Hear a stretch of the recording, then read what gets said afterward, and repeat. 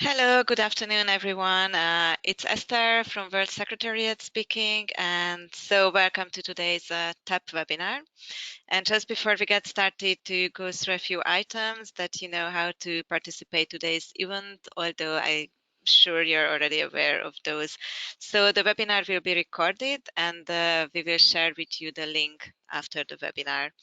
You are muted and you have to raise the hand when you have questions, and you can also type in your questions in the question pane on the control panel. So I really would like that our webinar is very interactive today, so it's anyway not too many participants. A lot attended already the morning session, so I will repeat exactly the same things if you missed it.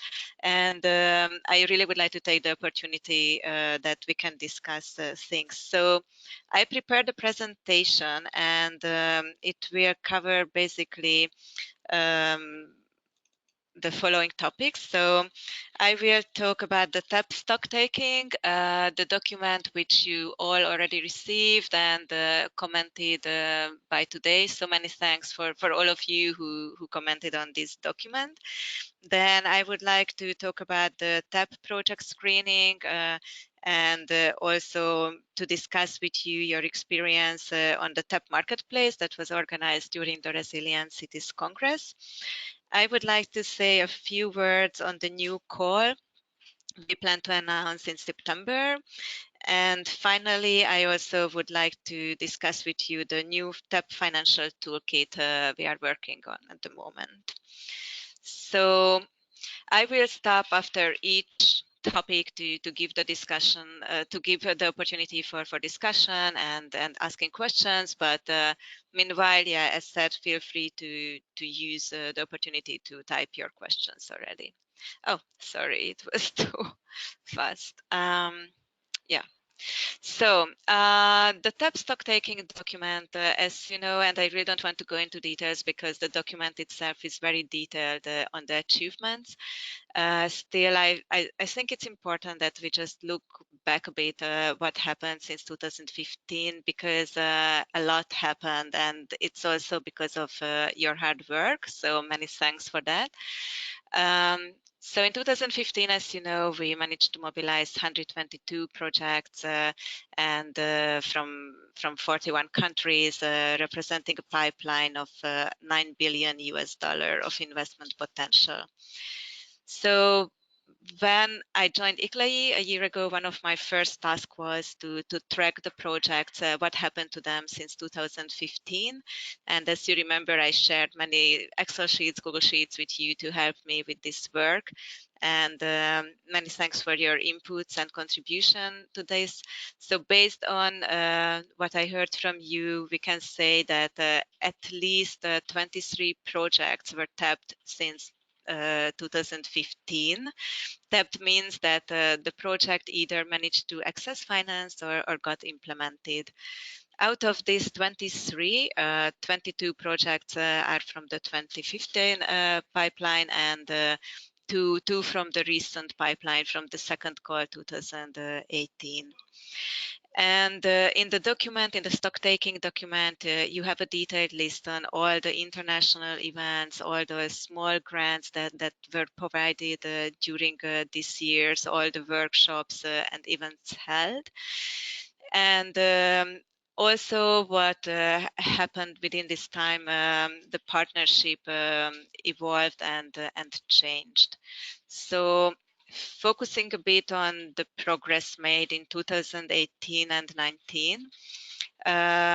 Last year, before the second call, we revised the TAP concept. It was also shared with all regional offices, and many thanks again for all your inputs for this revised concept.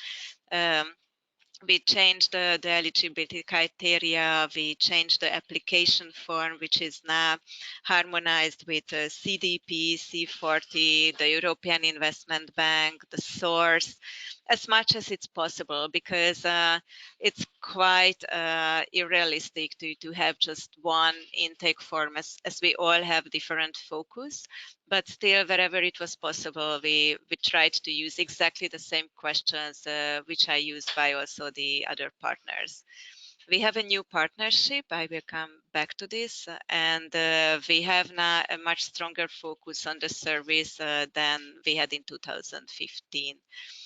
So the second call, and you can see the statistics on the second call very much in details also in the annex of the stock taking document. But still, just to highlight that we received 27 applications, and out of that, 48% came from Africa, equally 48% from Latin America and the Caribbean, and 4% from Southeast Asia.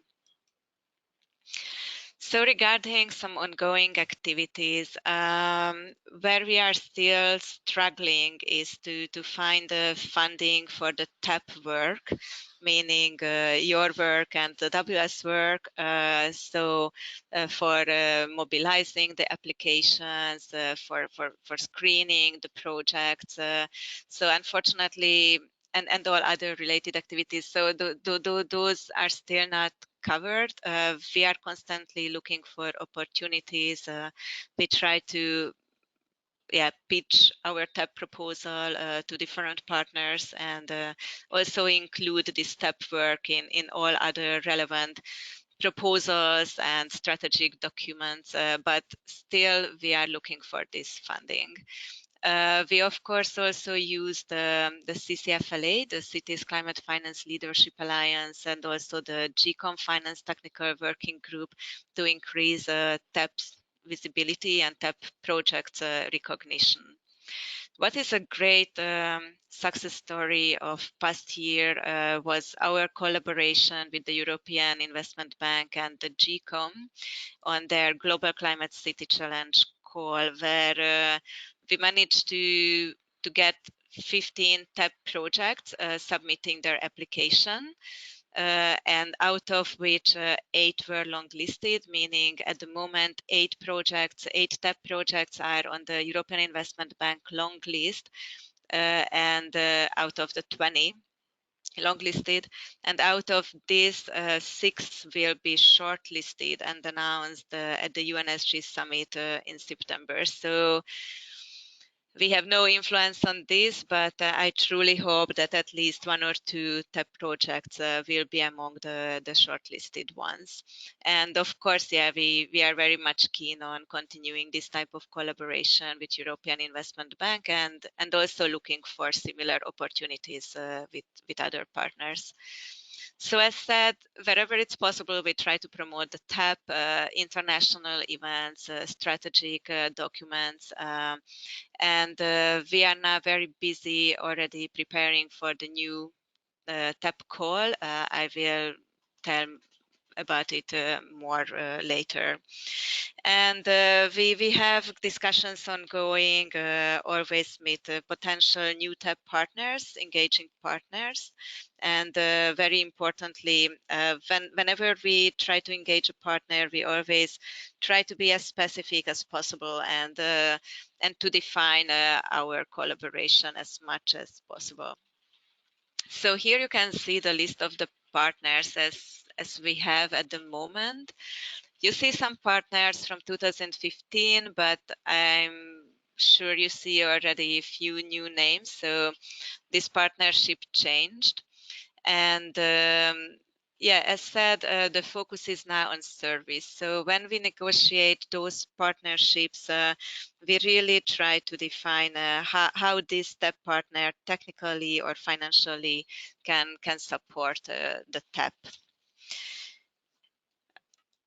Just few numbers on the TAP pipeline. So at the moment we have 44 projects in the pipeline, and approximately representing like 1.5 billion euro investment potential. So how did we get to this number 44? We took off the soft infrastructure projects from the TAP pipeline 2015. and also the projects where there was no confirmation of continuation. So from 2015, we only kept the projects where the regional offices confirmed continuation and where they were hard infrastructure projects. Then adding to this, we had the projects from the 2018 call, and then altogether it was 50. But then we started our screening process. I'm getting there as a next agenda item, and we talk about it more in detail. So, and after the screening, at the moment we have 44 projects in the pipeline. As some were identified as soft infrastructure projects, meaning not eligible, and one project, meanwhile, was identified as already tapped. So that's why it's already out of the pipeline. If we look at the pipeline, the regional distribution, most of the projects we have from Latin America and the Caribbean, followed by Africa and Asia.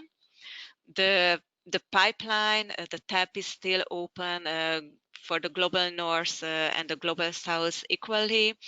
Somehow at the moment we have a global south pipeline, but also when we will have the new call in September, it will be open for everyone. And regarding the sectoral distribution, there's no big change comparing to 2015. So still energy is representing the biggest part, and followed by transport, water, building, land use, and waste. So I would stop now if in case you have any questions before continuing with the TAP project screening process. So if you have any questions on that, then please.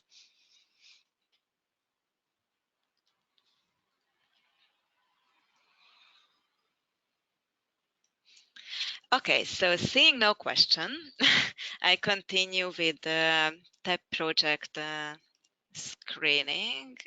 Just going back one slide.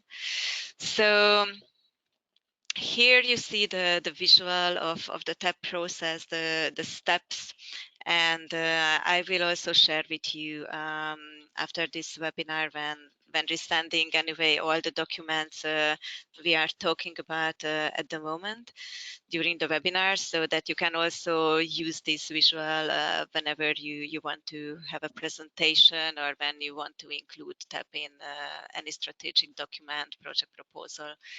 So step one is that we mobilize the projects, we get the projects, and then we screen those projects.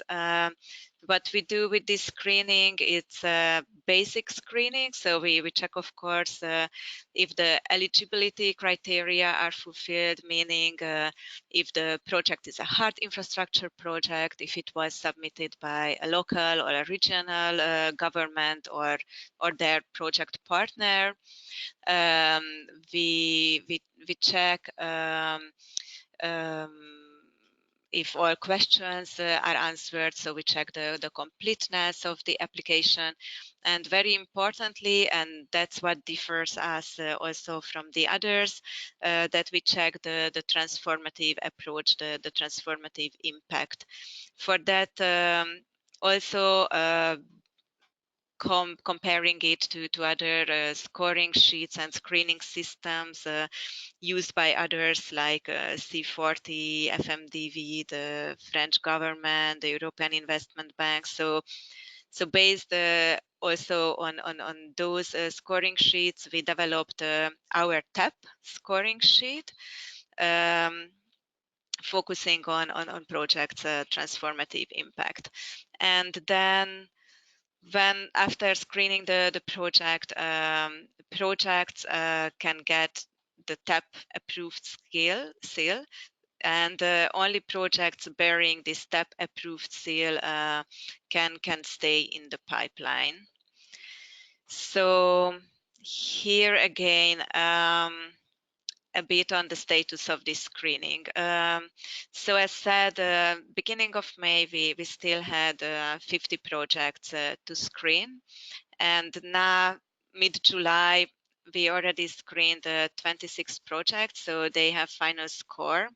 And also regarding the rest, yeah, we are already in contact with you. So usually in the missing cases, we are waiting answers for our clarification questions sent out. Regarding the results I find really good because the vast majority of the projects, they score above 70%, which is an amazing result. And 3 projects are between 60 and 70%, but no project is below 60%. And actually, that's also our goal, to keep only projects in the pipeline that score at least 60%. And we really would like to show that our TAP seal, it's a serious seal.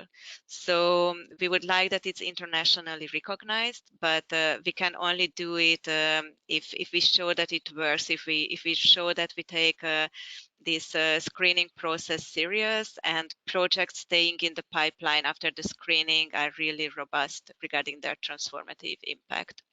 So the screening process will close end of August, and after that only screened projects scored above 60% will stay in the pipeline. So what we will do, we will from the WS make some recommendations for improvement based on our findings during the screening. I, of course, cannot force you to then work on those recommendations and revise the application forms, but I strongly recommend to do that. And also, just telling you one example, the example of Yaoundé, who submitted last September their TAP application form, and then they had the opportunity to attend a workshop which was organized by Climate Kick, FMDV, and the MEVA Foundation.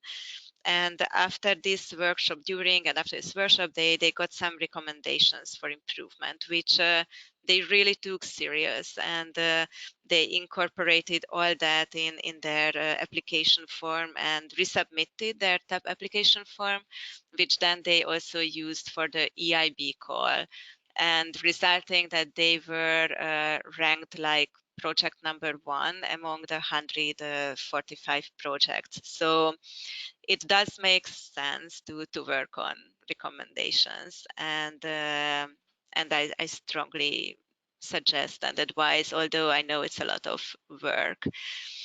For projects which will then remain in the pipeline, so bearing the TAP approved seal, we will look for, as we are also doing now, but we will continue looking for matching opportunities with technical partners or financing opportunities or project preparation facilities. Any questions on the screening? Yvonne?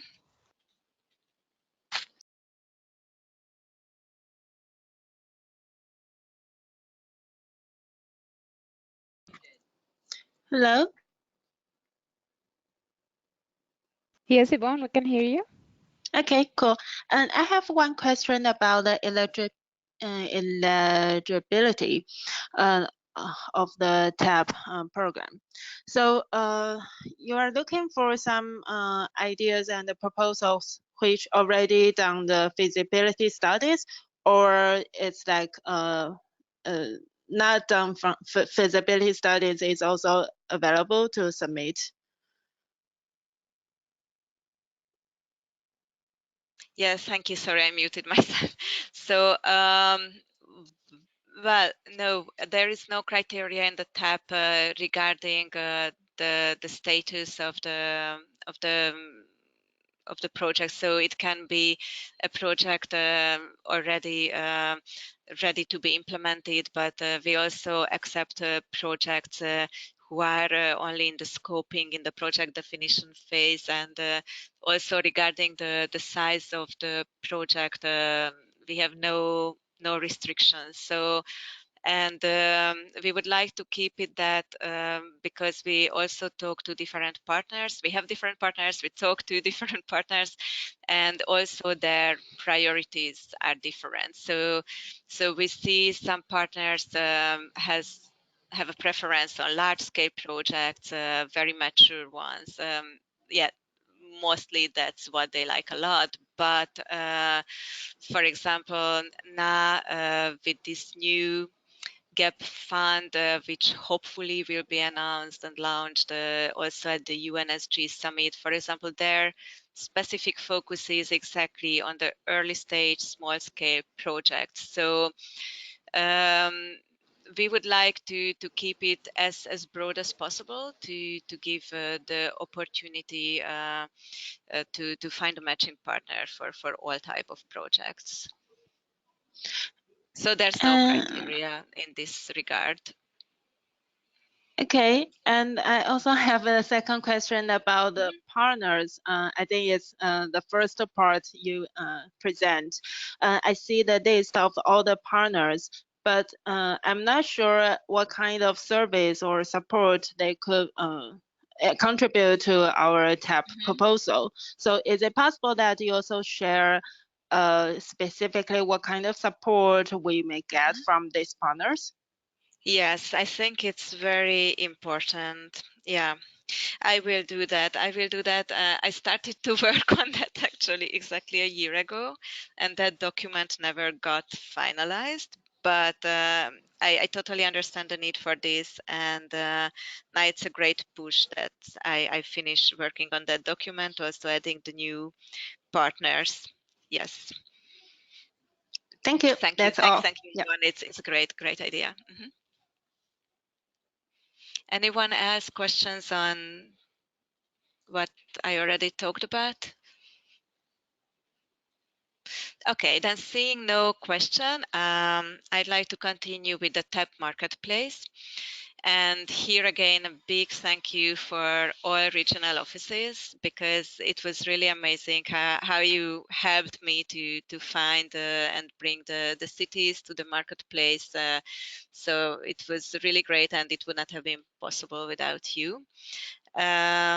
What is now very important for me, as I couldn't attend all these bilateral discussions you had there, is to get your feedback. And also because that we also would like to follow up with the TAP partners. We also have a call with the TAP partners next week, but of course also bilaterally we are in discussions and in contact with them. So I also would like to follow up on all what happened at the TAP marketplace, but also because I would really need to hear your experience and suggestions for further improvement if in the future we also plan to organize such a marketplace. So far what I heard from the partner side, but as said, we will have a TAP partners call next week, so it's just what I heard from a few bilaterally. They were super pleased. They were very happy and very much satisfied. So I really received a lot of positive feedback. The only thing they pointed out is that for them it would have been really useful if they can get some information on the projects before that they can prepare accordingly. So, but that was the only thing I heard so far. Once we have this call with the TAP partners and I have more clarity, I will also share with you. And I also prepared this questionnaire, which is a very simple questionnaire, really only 3 questions, and some of you already sent it back to able to track really what happened at TAP Marketplace, what were your challenges, and what are your suggestions. But I see also Kate being with us. So if Kate, you would like to share with us your experience from the TAP Marketplace.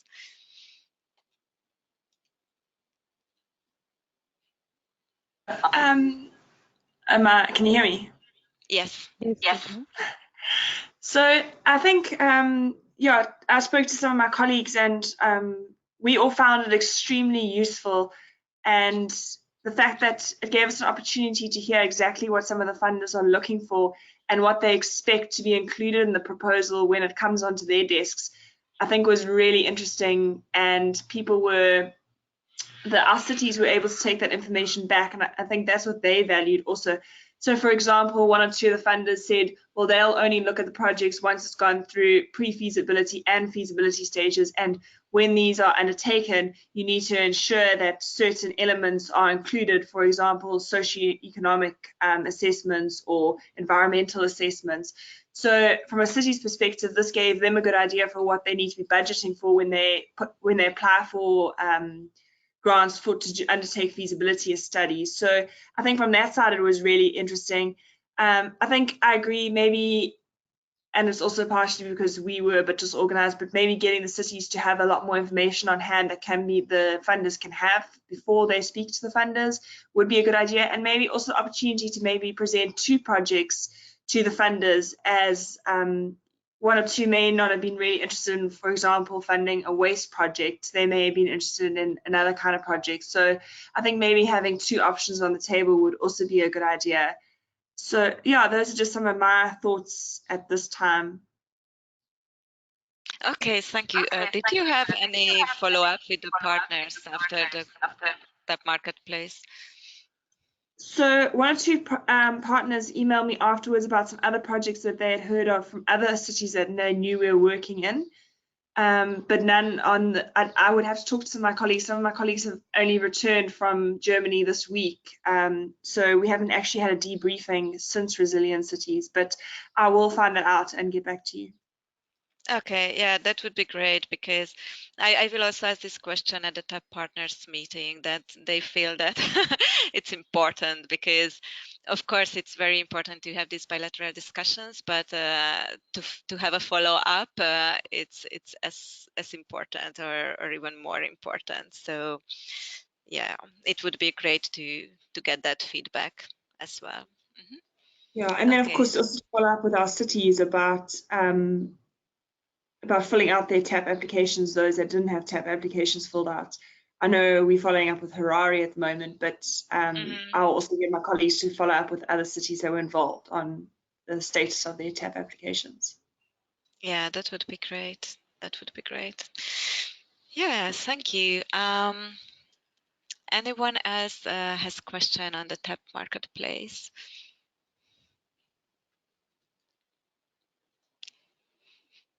Okay.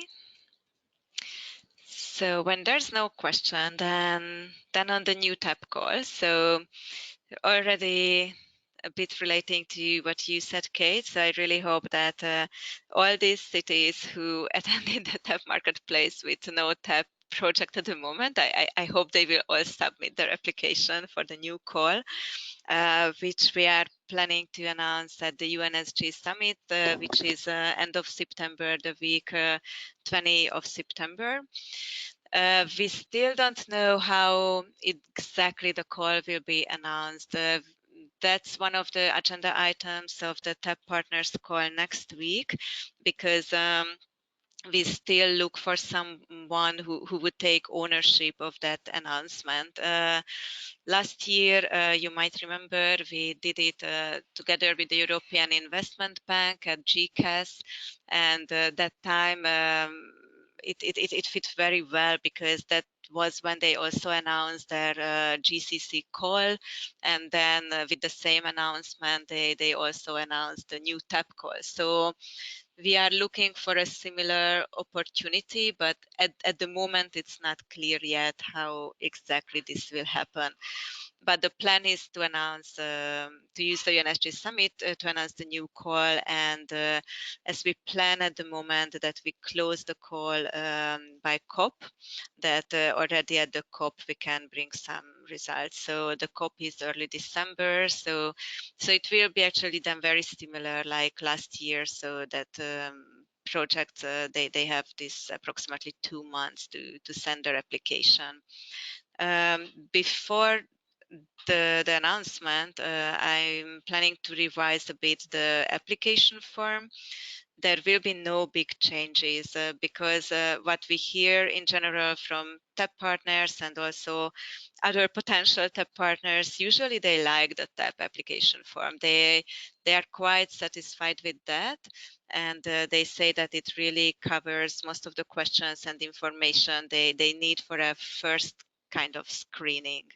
So what I want to do there, it's more exactly based on the experience gathered in the past year. So based on the questions I usually get when I try to pitch a project to someone.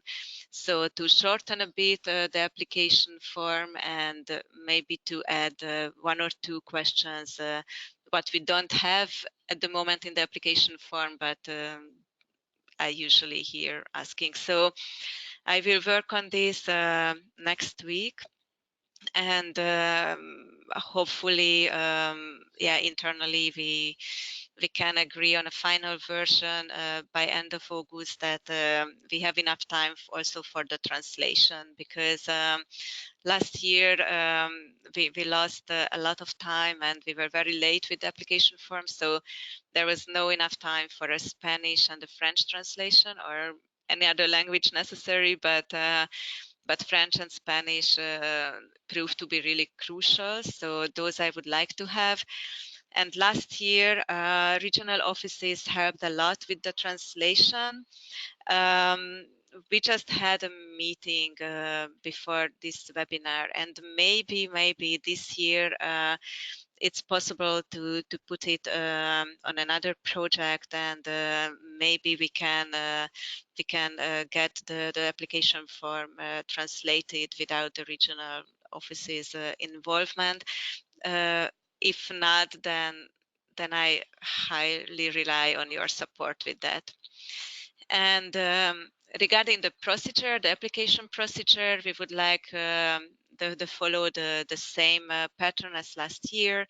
So the application forms will be uploaded to the website where we will again reactivate this registration apply window. So applicants can register there, then download the application form and submit it to the TAP email account. So it's exactly the same as it was yesterday. It was last year. So do you have any questions on the new TAP call?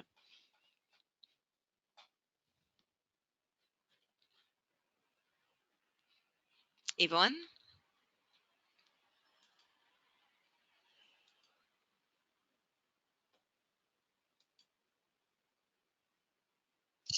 Yvonne, Yes. can you hear us? Yeah. Yes. Okay. I have one question about the timeline of this new application. So you just mentioned that close the call by call, and then what would be the following? What will happening? Or it really depends on our partner's reaction, so that we will know what will happen next. Yeah, I think it depends a lot on that, but of course we have some discussions already. So we truly hope that, for example, this GAP fund, what will be also announced at the UNSG summit, that it will also serve the TAP projects. So this is one where we have quite advanced discussions, but nothing concrete, right? It's just discussions around, but quite advanced ones. Or the other one, the other partner, the UNCDF, who just became a new partner. They are still capitalizing a new fund, the International Municipal Investment Fund, to be launched in October. And of course, we also seek opportunities for the TAP projects there. Or with the COMES-SA, we have discussions how their projects could be used as pilot projects and benefit from project preparation facilities. So we have several ongoing discussions for opportunities which can be opportunities for next year, and hopefully they will materialize as well. So As we see, also this timeline for the TAP applications fits very well to all that I just mentioned. So this GAP fund, the International Municipal Investment Fund, and the COMSSA plans. So that can be a good match, but yes, still we have to see how those discussions evolve. Apart from that, the work would be quite similar like this year. So we started quite late the screening of the projects this year, and out of two reasons. Because the European Investment Bank application deadline was extended. And so then we also somehow adjusted a bit to that. So our deadline officially closed, but still as step applications were accepted for that call, we still accepted new TAP applications which were eligible for that one. So that was one reason, and the other reason was that we were still busy working on the TAP scoring sheet. So next year we already have the scoring sheet. We are planning to use, as it looks like, the same one. And yeah, so if we manage to close the application deadline as we plan December, then I believe in January we can already start the project screening. But of course, if there is again such an opportunity coming as last year with the European Investment Bank, then yeah, we can be flexible. And I also one think could. sorry. I think Fabian had another question, but I'll continue, Yvonne. Sorry. Okay, the other question is about the applicants. So you just mentioned that applicants need to register on the website. So should it only be local governments, or like Italy regional office, we could on behalf of local governments and do that? Well, last year it can be regional office, of course. So last year we accepted registrations from the regional office colleagues and registrations from local or regional government. Okay, thank you. Thanks, Flavia. You had a question? Hear me? Yeah, we can hear you. Yeah. Yes. My question is, we have like a lot of cities from UrbanLex that they applied for TAP last year, but some of them weren't selected. And my question is like, can they apply again and the same project? Will have some kind of feedback for those cities from TAP? I don't know if you have thought about the cities just to apply again. How it work? If the project is already in the pipeline and if the scoring is above the 60%, then they don't have to apply again. Yeah, actually, this is also one very important information on the screening. So we will, of course, share with you, with the regional offices, the detailed results of the scoring. And because, yeah, we really would like that it can also be used as a basis for further improvement. So we will follow up with all of you, with all regional offices, and yes, I mean, knowing the Latin American projects, they are scored quite high. So unless they do some major changes in their project idea, they don't have to resubmit. We already then have those projects in the pipeline, and we can just continue looking for matching opportunities for them. Okay, that's perfect. Thank you. Of course, on the project application form, some projects we still have in the 2015 application form, which is very different from the form we used last year and planning to use now for this new call. So, of course, we encourage always that those projects that are still in this very first old form to put in the new form, because that's usually what also potential partners look at better. But of course, on the other hand, we don't really share the project application form with third parties. What now, and it's one change, what we would like to introduce now in the new application form is this one sentence that not the application form itself, but information contained can be shared with third parties with the goal of for helping the project financially or technically. So that if we see a good opportunity that we can share information, but not the application form itself. Okay, so the new application form, do you have like a deadline for the cities just to update, or is just an ongoing process? Or do you think like as soon as you do it, It's ongoing. It's ongoing process.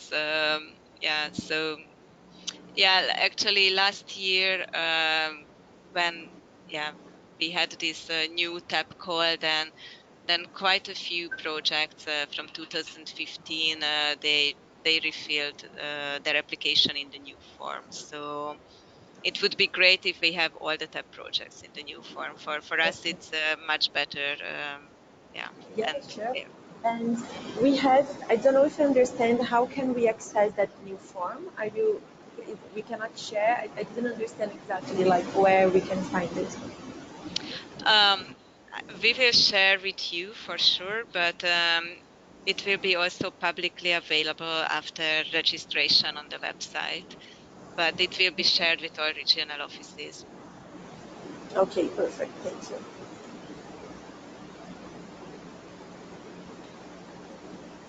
Thank you, Flavia. Does anyone else have some questions?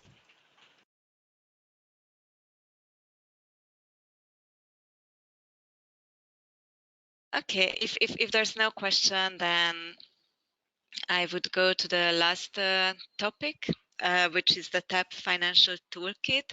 I already shared with you when inviting you for this webinar.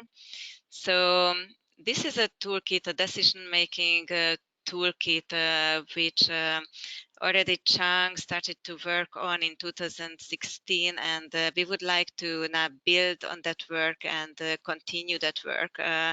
So this is a tool which would help local and regional authorities to make decisions regarding to find the most suitable financial mechanism and financial tool for their project.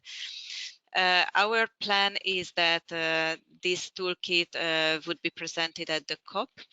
So, and if you had the chance to have a look at this tree, this decision-making tree, which I sent, then you can see that, for example, there are always solutions at the end. So like solutions like green bonds or public-private partnership or energy performance contract, and so on, so on. And so what we would like to have is to really collect all the information you have out there, because you for sure have already a lot, and certainly it's not the goal to duplicate here things, but to develop a toolkit which everybody feels ownership and finds useful. So what I invite you to do is that by end of August, the 20th of August, to send me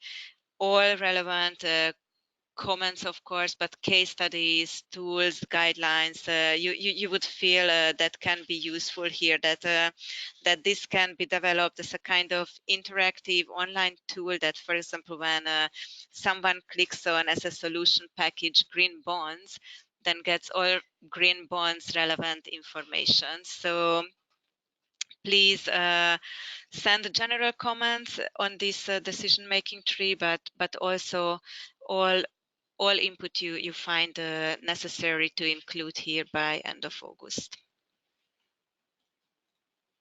Do you have any questions on this toolkit?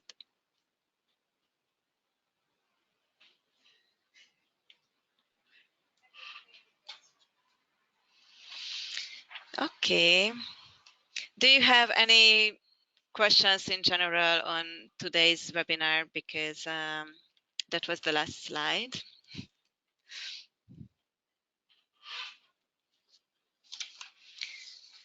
Okay, seeing no question, of course, you can always send me your questions via emails or call, so we can continue this bilaterally.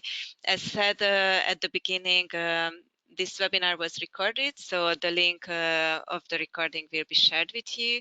And when sharing the link with you, I will also share with you again all the documents that I mentioned and we were talking about today.